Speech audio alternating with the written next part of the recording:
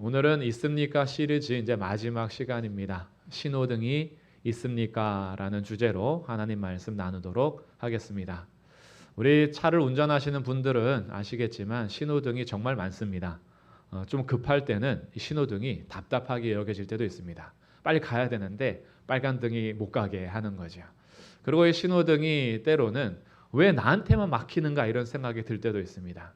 어떤 경우에는 지나갈 때마다 초록불이 켜져서 기분이 좋을 때도 있고요. 어떤 경우에는 갈 때마다 막혀가지고 마음속에서 화가 날 때도 있습니다. 신호등이 그럼에도 불구하고 정말 필요합니다.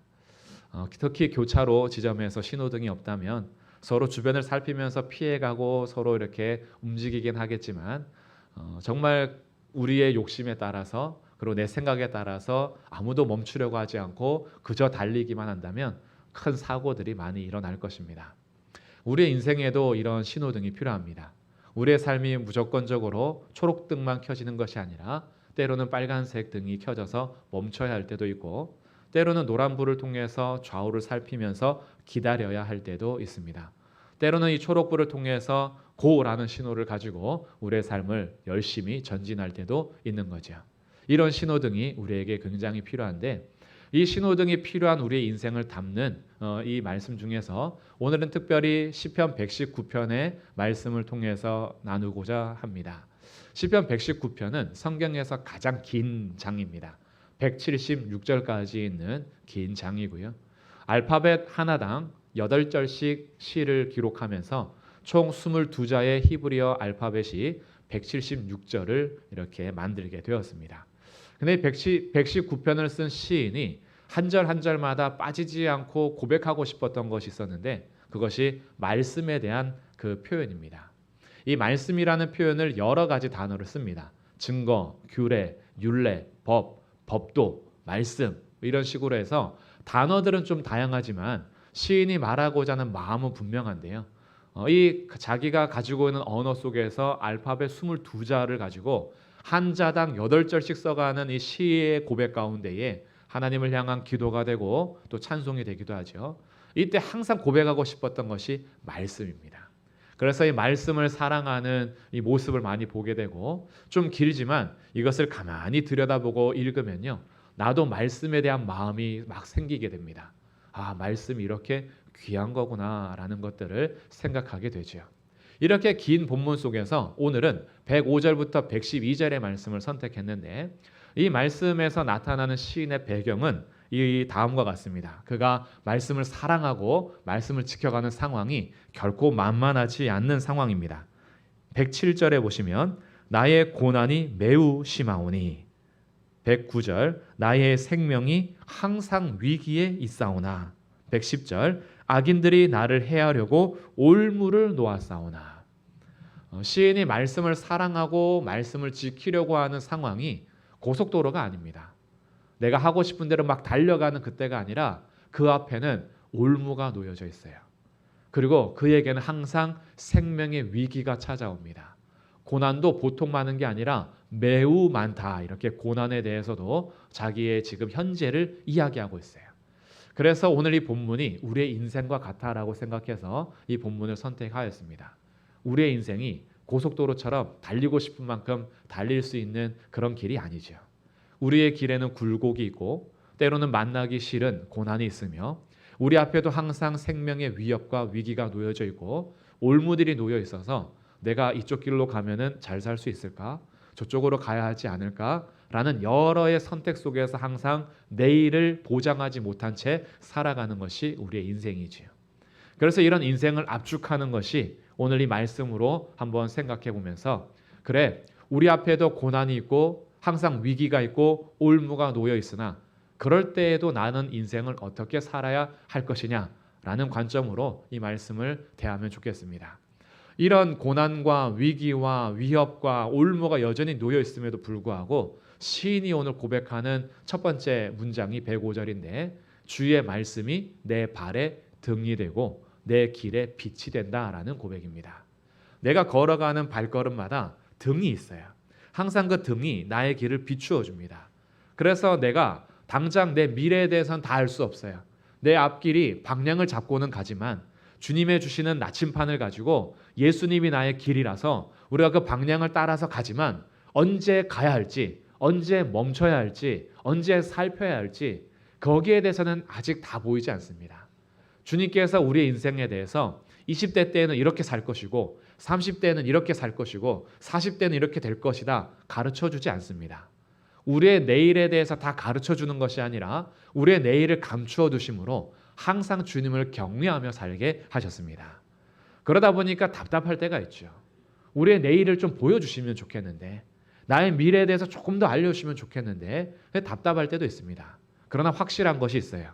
주님께서 우리에게 감추어 두신 것은 우리를 못 살게 굴려고 하는 것이 아니라 매일 걸음마다 주님의 안내를 받도록 우리 주님께서 우리를 사랑하시는 것입니다.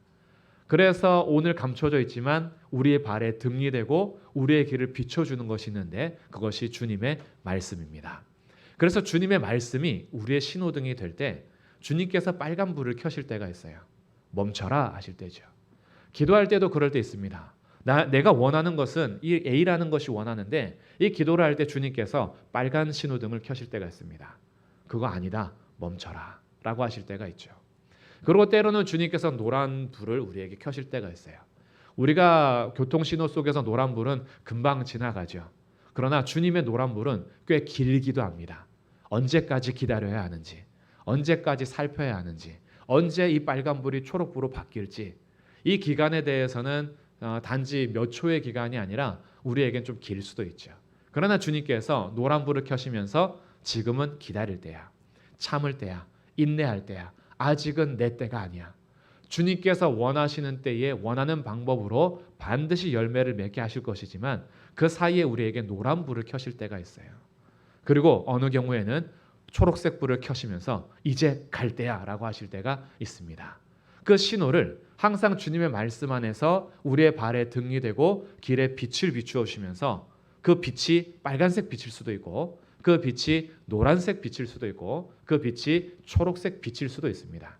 그러나 주님은 우리의 인생의 걸음걸음마다 함께 하셔서 멈추게도 하시고 살피기도 하시고 걷기도 하시지만 나의 원대로가 아닌 주님의 뜻대로 반드시 이끌어 가시기 위하여 우리 인생과 늘 동행하고 계십니다. 그래서 주님의 말씀을 나의 등과 나의 빛으로 삼는 것이 우리에게 결심이 되어야 하는 거죠. 그래서 이 시인이요, 자기의 고난 속에서도 위기 속에서도 자기가 당하고 이 원수들이 올무를 놓는 상황 속에서도 결심하는 것이 있는데 이렇게 결심합니다. 107절 나의 고난이 매우 심하오니 여호와여 주의 말씀대로 나를 살아나게 하소서. 고난이 많아도 그가 소망하는 것이 있어요. 말씀대로 살게 해주십시오.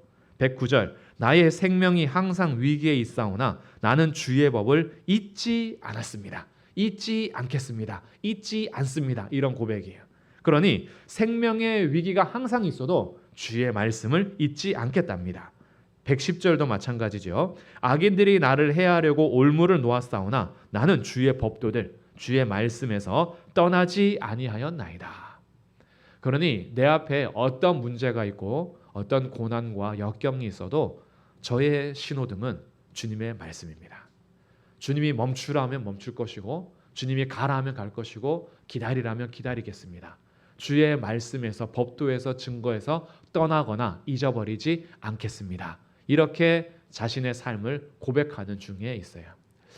이 시인의 고백이 단지 이 시편을 기록한 저자뿐만이 아니라 우리 모두의 고백이 되기를 주님의 이름으로 축복합니다. 우리에게는 분명한 신호등이 있어요. 그런데 이 신호등이 제대로 보면서 가시는 성도님들은 2022년도 그렇게 쭉 걸어가시면 좋겠습니다. 주의 말씀에 따라서 때로는 빨간 신호등을 보고 때로는 초록 신호등을 보고 노란 신호등을 보시면서 한 걸음 한 걸음 발걸음을 인도하신 분들은 올해도 그 삶을 놓지 마시고 그 삶이 진짜 잘 사는 겁니다. 진짜 우리의 행복은 주의 말씀에 따라서 걷는 삶인 거예요. 그러니 혹시나 흔들리고 계셨다면 흔들리지 마시고 올 한 해도 주의 말씀을 나의 신호등 삼아서 계속 걸어가시기를 응원하고요. 기도하겠습니다. 그렇게 우리의 삶이 펼쳐가야 될 것이에요. 그런데 만약에 주의 말씀이 우리에게 희미하게 보일 때 빨간불인지 초록불인지 노란불인지 언젠가부터 잘 구분이 안 돼. 주님께서 멈추라고 하시는 건지 가라고 하시는 건지 왜 나에게는 신호등이 분명하지 않지? 라고 혹시 가려지는 중이거나 가려진 지 좀 시간이 오래되셨다면 오늘 말씀에 귀를 기울여서 올해 금 내가 어떻게 해야 될 것인가 이것을 찾아보시기를 바랍니다. 이 주님의 말씀이 우리의 삶의 신호등이 됐다라는 것은 오늘만의 문제는 아닙니다. 모든 성경의 역사와 교회 역사 가운데 주님은 언제든지 성도들에게 주의 말씀으로 빛을 비추어 주셨습니다. 색깔을 바꾸어 가시면서 늘 비추어 주셨는데 우리 인간의 역사 속에서요. 그 주님의 말씀에 따라서 살지 않으려고 하는 사건들이 너무나 많은 거죠. 간단한 예로만 찾아봐도 엘리의 아들들은 제사장이었음에도 불구하고 여호와를 알지 못합니다. 여호와를 알지 못하는 이유는 여호와를 존중하거나 경외함 없이 주님의 말씀이 모세를 통해서 분명하게 율법으로 주어졌음에도 불구하고 제사장들이 여기에 관심을 두지 않는 거예요.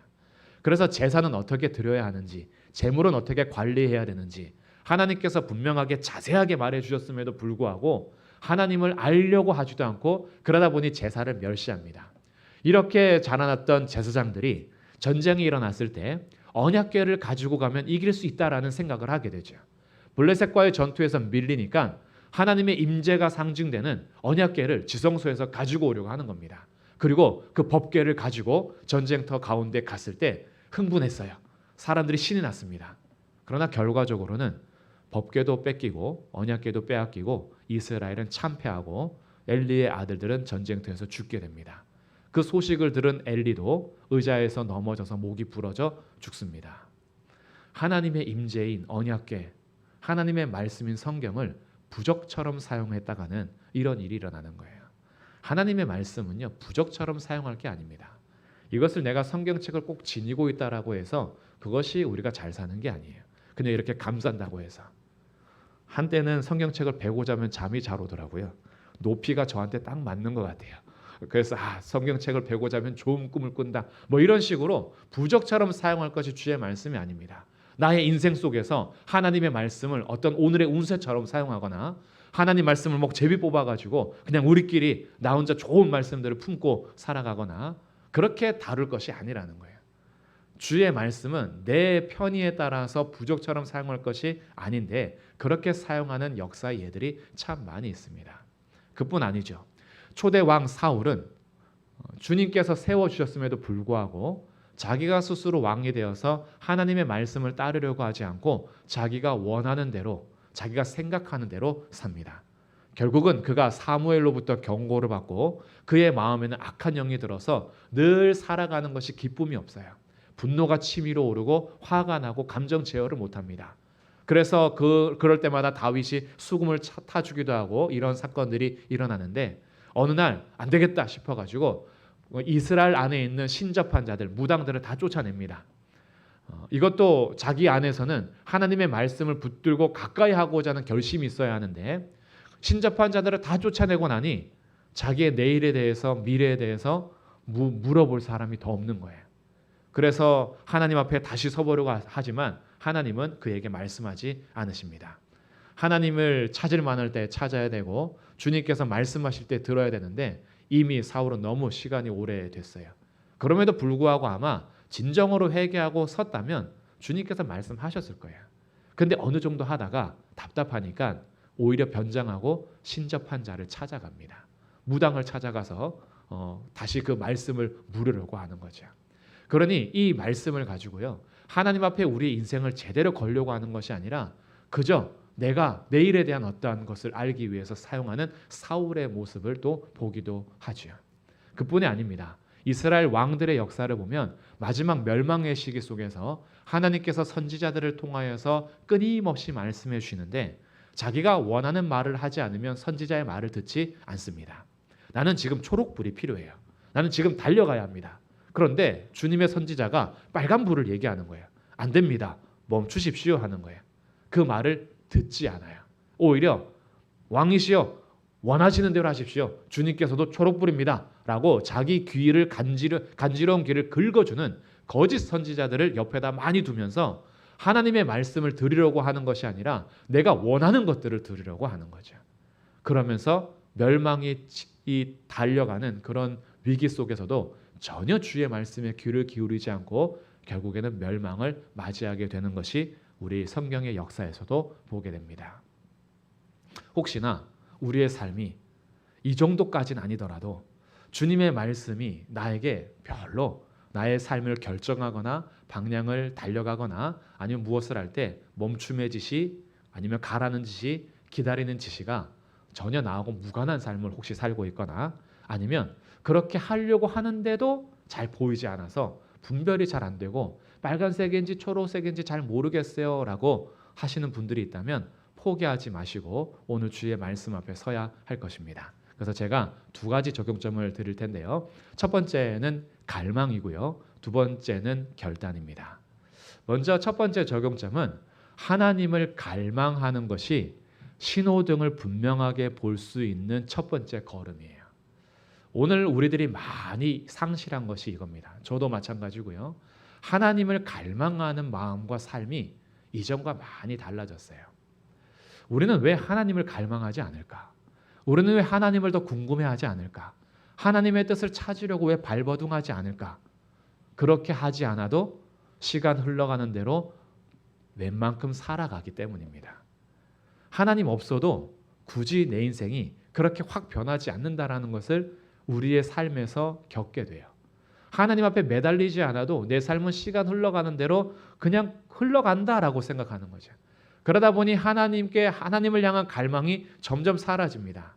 근데 하나님을 향한 갈망이 사라진다라는 것은 무엇이 문제냐 하면 다른 갈망으로 채워간다는 데 문제가 있어요.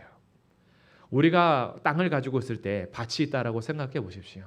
여기에 내가 심어야 될 것을 심지 않으면 그 땅이 그대로 있습니까? 그러지 않죠. 온갖 잡초들이 자라납니다. 우리의 마음이 심어야 될 것을 심지 않으면 그 땅이 그대로 있는 게 아니에요. 심지 말아야 될 잡초들이 우리에게 계속 생겨납니다. 하나님을 갈망하지 않는 신자의 마음은 그냥 가만히 있는 게 아니에요. 언젠간 내가 갈망하고 찾으면 되겠지. 그러지 않습니다. 하나님을 갈망하지 않는 시간이 길어지면 길어질수록 우리의 마음밭에 자라지 말아야 될 잡초들이 점점 뿌리내면서 내 마음을 장악하는 거예요. 우리의 마음을 지키지 못하는 상황이 됩니다. 그 시간이 길어질수록 하나님의 말씀이 점점 더 분별이 안 되는 거예요. 하나님께서 빨간 신호등인지 초록 신호등인지 켜지는데 내 마음은 이미 잡초들로 꽉 차 있어서 도무지 분간이 안 가는 겁니다. 그럴 때마다 오히려 하나님을 원망하죠. 분명하게 보여달라고. 하나님은 분명하게 말씀하심에도 불구하고 우리들의 마음과 귀가 이미 점점 어두워져가는 상태인 거죠. 그렇기 때문에 채워가야 될 갈망으로 채워가는 것이 신호등을 분별하는 첫 번째 적용인 겁니다. 우리의 마음을 기경해야 되는 거예요.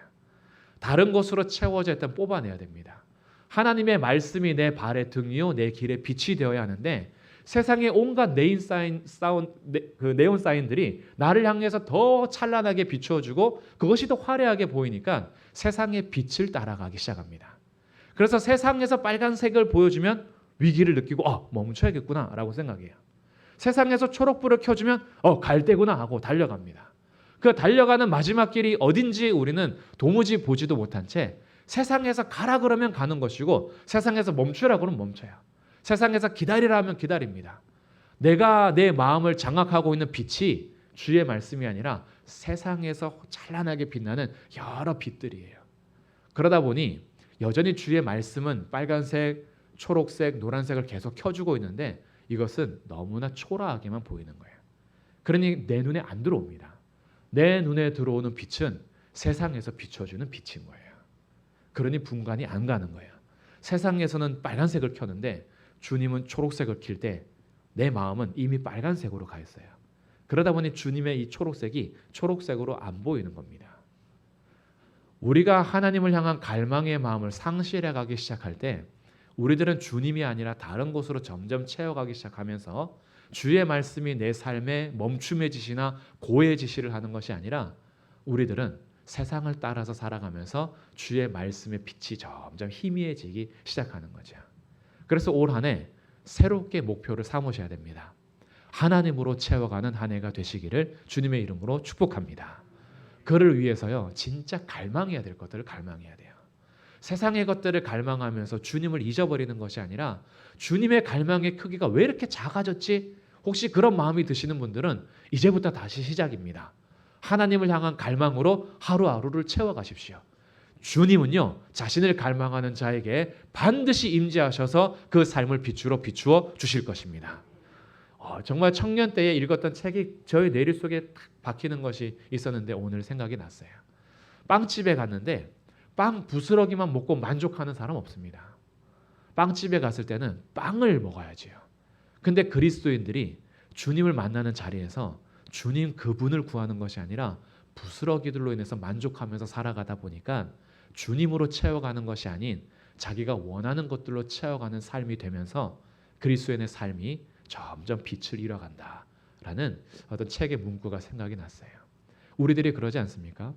교회 오실 때 무엇을 원하면서 오십니까? 하나님의 말씀을 읽을 때 무엇을 갈망하십니까? 하나님 앞에 내가 신앙생활을 할 때 나의 가장 큰 갈망이 무엇입니까? 우리가 예배를 드리러 올 때도 마찬가지고 말씀을 읽을 때도 마찬가지고 기도할 때도 마찬가지고 우리의 신앙생활에서 우리가 진짜 먹어야 될 빵은 예수 그리스도입니다. 그분을 먹지 않는 우리의 삶은요, 점점 빛을 잃어가게 되는 거예요. 하나님의 말씀을 통해서 예수님 알기를 원하고 예수님이 어떤 분인지 주의 말씀을 알기를 원하고 하나님이 어떤 분인지 갈망하면서 그분에 대한 갈망이 내 안에 계속 커져야 되는 거예요. 주님, 오늘도 저에게 원하시는 것은 무엇입니까? 그래서 그 갈망을 가지고 예배하는 자들과 그런 갈망이 없이 예배하는 자들의 태도는 마음 자체가 달라집니다. 오늘 예배를 통해서 내가 주님을 꼭 만나야 돼 라고 하는 예배자들은요, 정말 정신 차리고 예배합니다. 주님이 원하시는 대로 내 마음을 가꾸기 위해서요. 그런 삶을 살아가면서 일주일이 또 시작이 돼요. 월요일부터 토요일까지 직장에서 주어진 삶에서 살아갈 때에 내가 살아가면서 하나님 잊어버리지 않기 위하여 바쁠 때에도 아침 저녁으로 기도하기를 놓치지 않고 틈만 나면 조금이라도 말씀 묵상하기 위해서 하나님 말씀 읽기 위해서 애쓸 때 주님으로 채우고 싶어서 그렇게 살아가는 삶에 주님께서 계속 빛을 비추어 주시는 거예요. 그때부터요, 주님의 신호등이 보이기 시작합니다.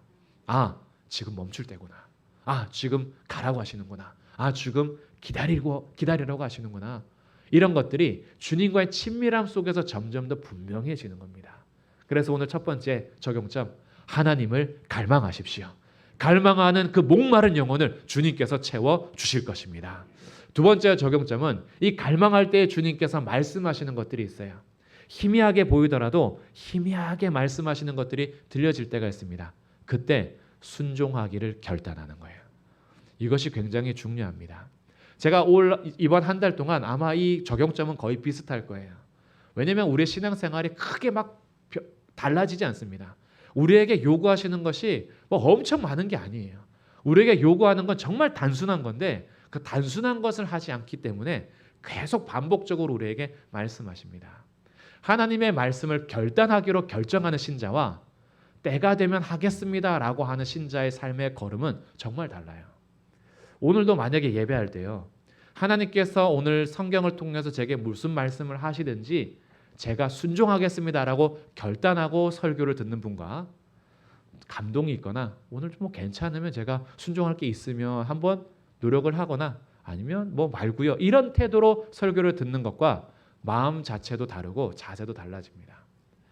우리 하나님이 나의 왕이신데 왕 앞에 나올 때 신하가요, 왕이 어떤 명령을 내리시는지 들어보고 결정하겠습니다 라고 나오면요, 얼마 지나지 않아서 참수형에 처하게 될 것입니다. 왕이 신하에게 자, 오늘은 이런 하여라 라고 했는데 왕이시여, 제가 듣고 보니 그것은 제가 순종할 말이 아니군요. 제가 알아서 판단하겠습니다 라고 한다면 그 신하가 제대로 목숨을 건지겠습니까? 하나님이 만왕의 왕이신데 하나님의 말씀이 무조건적으로 순종하겠습니다 라의 태도가 아니라 들어보고 결정하겠습니다 라고 하는 것이 이런 신하와 같은 삶인 거예요. 그런데 인간 왕은요, 잘못된 명령을 할 때가 있습니다. 그래서 인간 왕 앞에는 충언을 하고 직언을 하는 그런 충직한 신하도 필요합니다. 때로는 목숨을 걸고 왕이시여 그건 아니지 않습니까? 그런 명령은 거두어 주십시오 라고 얘기할 때도 필요합니다. 그런데 우리 왕이신 하나님은요, 인간 왕과 다릅니다. 주님의 명령은 선하지 않은 것이 하나도 없습니다. 주님의 명령은 우리에게 유익이 되지 않는 것도 하나도 없습니다. 주님의 명령은 참이시고 선하시고 우리의 삶에 참된 유익과 행복이 됩니다. 그러기 때문에 주님의 말씀이라면 제가 무조건적으로 순종하겠습니다라는 결단이 우리에게 필요한 적용인 거예요. 이것이 많이 무뎌졌어요. 그래서 우리가 우리의 신앙의 상태에서 자꾸 뒤로 물러납니다. 이렇게 하죠. 도와주시면 할게요. 이것도 맞아요. 근데 결단 없이 그렇게 하시면 안 돼요. 하나님, 제가 그렇게 하겠습니다. 도와주세요. 이렇게 해야지. 하나님, 제가 결단하기는 좀 그렇고요. 뭐 때가 되면 주님께서 도와주시면 할 수도 있고요. 이렇게 하는 태도는 이미 한 발 물러가 있는 거예요. 근데 우리는요, 뒤로 물러날 자들이 아닙니다. 먼저 이미 승리를 보장하시고 이미 우리에게 영원한 것을 약속하셨기 때문에 앞서가셔도 됩니다. 주님의 말씀이라면 제가 하겠습니다 라고 결단하셔도 돼요. 그렇게 하면서 걸어갈 때에 그때의 주님께서요, 결단하는 그에게 분명한 신호등을 보여주십니다. 우리들이 자녀를 키울 때도 마찬가지인데요. 자녀가 부모님의 모든 말에 순종한다라고 생각해 보십시오. 명령하는 부모가 고민할 겁니다. 얘는 내가 죽으라 그러면 진짜 죽을 것 같거든요. 그래서 죽으란 말은 절대 안 하죠. 너 대학 가지 마 이러면 진짜 안 가요. 너 무조건 뭐 해야 돼 이러면 무조건 하는 거예요. 무조건 예 하고 가니까 명령하는 부모가 더 부담스러워요. 얘한테 무슨 명령을 해야 되지? 얘는 무조건 들으니까. 근데 청개구리는 어떻게 해요? 말하면 반대로 하니까 죽을 때도 유언이 나를 강 옆에다가 묻어다오. 이렇게 얘기해야 되잖아요. 근데 무조건적으로 순종하는 자녀를 둔 부모는 자녀에게 명령하는 것이 더 이게 근심이 되고 아니면 고민이 되고 뭘 얘기해야 될지 생각하게 되는 거죠. 우리 주님이요, 자기 말씀이랑 무조건 아멘하는 자녀들에게 어떻게 명령하실까요? 얘는 무조건 아멘하니까 다 해보자 이래가지고 주님이 우리를 가지고 실험하실까요? 그러지 않습니다. 주님은요, 예하고 아멘하고 순종하는 기록 결단하는 자녀들에게 그가 감당할 것들만 명령하십니다. 그리고 그 관계가 점점 깊어지는 거예요. 하나님의 말씀에 순종했더니 더 큰 즐거움과 은혜가 있어요. 오늘 이 시인이 그것을 맛보아서 우리에게 이렇게 결단한 겁니다. 106절인데요. 주의 의로운 규례들을 지키기로 맹세하고 굳게 정하였나이다. 결단한 거예요. 내가 주의 말씀을 지키기로 맹세하고 정했습니다. 그렇기 때문에 고난이 와도 위기가 있어도 올무가 놓여져 있어도 저는 주의 말씀을 떠나지 않을 겁니다 라고 결단하죠. 111절 주의 증거들로 내가 영원히 나의 기업을 삼았사오니 이는 내 마음의 즐거움이 됨이니이다. 이게 하나님께서 주시는 선물이에요. 순종하기로 결단하며 살아가는 주의 성도들에게 세상이 줄 수 없는 즐거움과 기쁨과 평안을 주십니다. 환경적으로는 어려울 수 있는데 그 마음의 즐거움을 빼앗기지 않을 거예요. 그래서 이것을 맛본 성도는요, 계속해서 순종하며 기쁨을 찾아갑니다. 그래서 작은 것에 순종하면서 즐거움을 맛보신 성도들이 점점 순종하면서 더 큰 즐거움으로 나아가는 거예요. 나의 삶에 왜 말씀 앞에서 즐거움이 없는가? 그 말씀대로 살려고 결단하고 순종하지 않았기 때문이에요. 하나님의 말씀에 순종해 보십시오. 그 순종이 손해라는 결과를 가지고 오더라도요, 이 영혼의 기쁨과 평안을 빼앗을 수가 없어요. 그 맛을 아는 성도들이 계속 순종하며 삽니다. 저는 이런 삶이 우리에게 필요한 두 번째 적용이라고 봅니다. 주님의 말씀이 빨간불이면 멈추십시오. 주님의 말씀이 초록불이면 가십시오. 주님의 말씀이 노란불이면 기다려보십시오. 근데 혹시나 요즘에 나에게 멈춰라 라고 했는데 무시하고 가신 적이 있습니까? 지금이라도 멈추시는 거예요. 주님께서 나에게 기다리라 했는데 기다리지 못하고 인내하지 못하고 내 방법과 내 생각대로 막 또 움직이셨습니까? 다시 한번 기다려 보십시오. 주님께서 가라고 하시면 담대하게 가보십시오.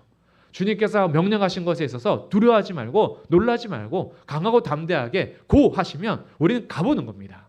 내 앞길에 가시밭길이 혹시 보일지라도 주님이 가라 하시면 가는 거예요. 그리고 그렇게 주의 말씀에 따라서 결단하면서 순종할 때에 주님께서 영원한 즐거움 우리에게 주십니다. 그래서 마지막에 112절 이 두 가지 적용점을 한꺼번에 담은 절인데요. 다 함께 읽어보겠습니다.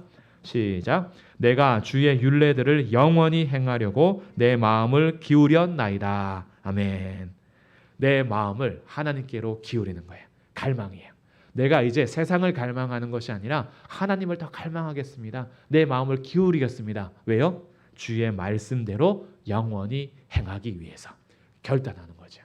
주님, 제가 이제 주의 말씀대로 살기로 결단하면서 제 마음을 하나님께로 향하겠습니다.